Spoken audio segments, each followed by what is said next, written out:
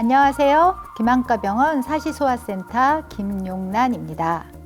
지난번에 제가 과일을 이용해서 근시, 원시, 난시에 대해서 설명을 드렸습니다.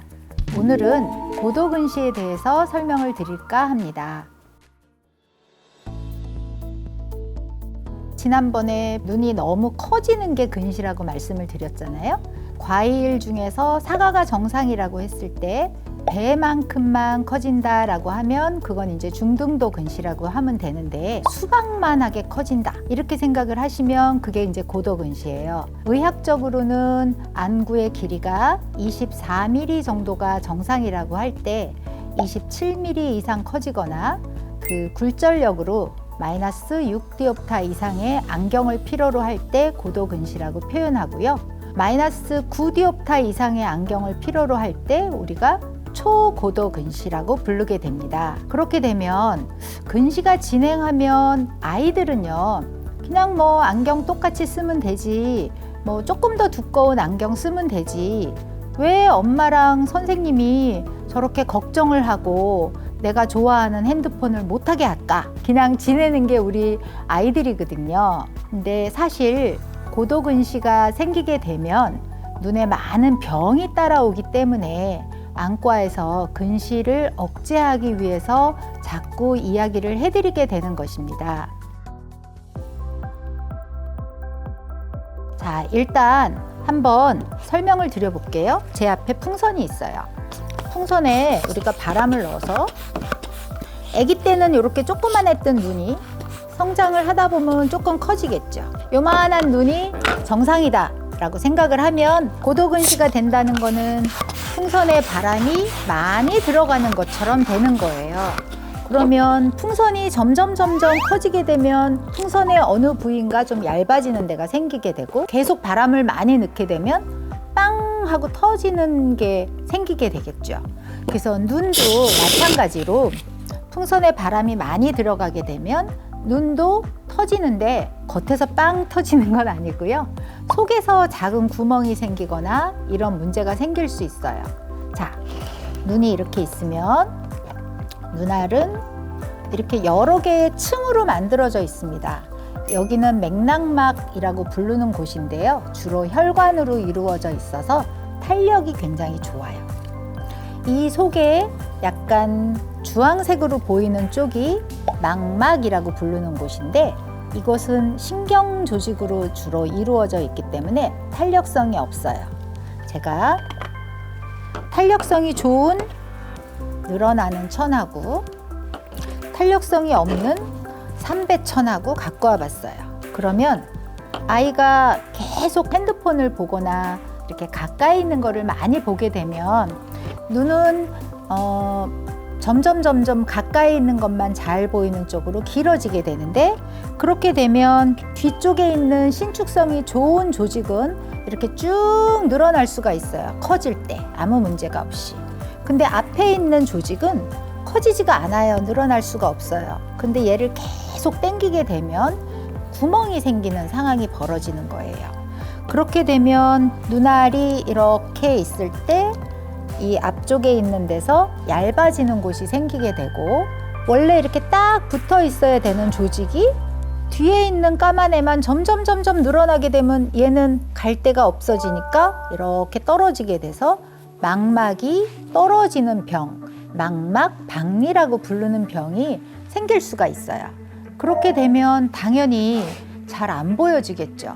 그리고 눈의 구조도 망가지게 되는 그런 상황이 벌어질 수 있게 돼서 그래서 초고도 근시로 가게 되면 망막박리와 황반변성 같은 질환들이 생기는 비율이 7배에서 거의 뭐 10배 이상까지 생기게 되기 때문에 안과 의사 입장에서나 부모님들은 걱정을 하시게 되는 거예요.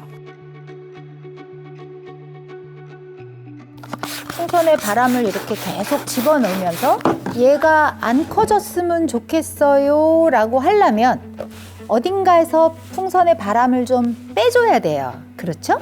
그래서 계속 집어넣는 일은 가깝게 있는 거를 보는 일이라면 풍선에 바람을 빼주는 일은 멀리 있는 거를 보는 일이에요. 그래서 어머님들이 하셔야 되는 일이 멀리 넓게 보는 일을 최소한 하루에 2시간을 해주셔야 풍선의 바람이 점점 늘어나는 거를 막아줄 수가 있어요. 이게 가장 중요한 거고요. 그렇게 함에도 불구하고 아이가 책을 너무 좋아하거나 혹은 핸드폰 게임을 너무 좋아하거나 이렇게 해서 점점 길어질 때는 할 수 없이 의학적인 어떤 치료를 하셔야 될 수도 있는데, 그 대표적인 게 이제 올소케라톨로지라고 밤에 끼고 자는 하드렌즈.